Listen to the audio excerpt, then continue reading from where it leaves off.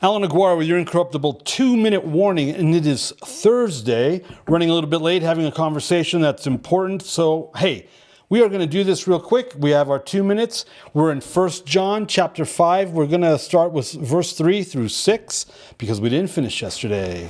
All right, so again, complete Jewish Bible for this series.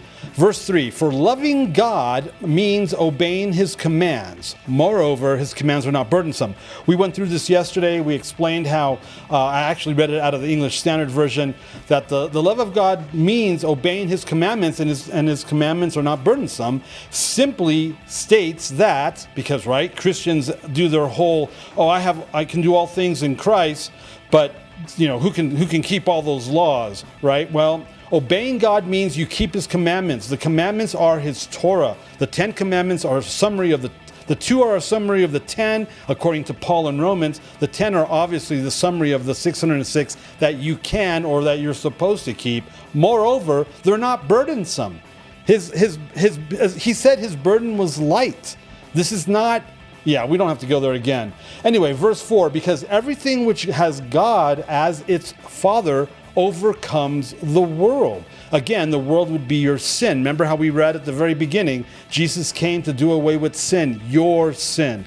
And this is what victoriously overcomes the world. Our trust in him, walking in his mandates, precepts, covenants. Verse 5. Who does overcome the world if not the person who believes that Yeshua is the Son of God? That's a question. Who overcomes the world if not us? So, how do we overcome the world?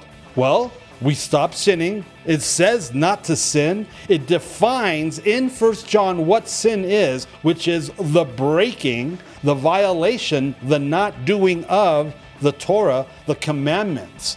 We overcome the world by overcoming the world and the enemy and the sin in us.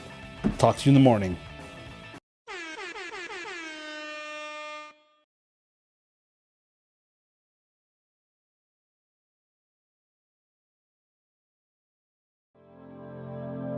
The views and opinions expressed during our broadcasts are solely those of the broadcast producers, hosts, and/or guests, etc., and are not necessarily the views or opinions of the Travelog Network, its sponsors, or affiliates.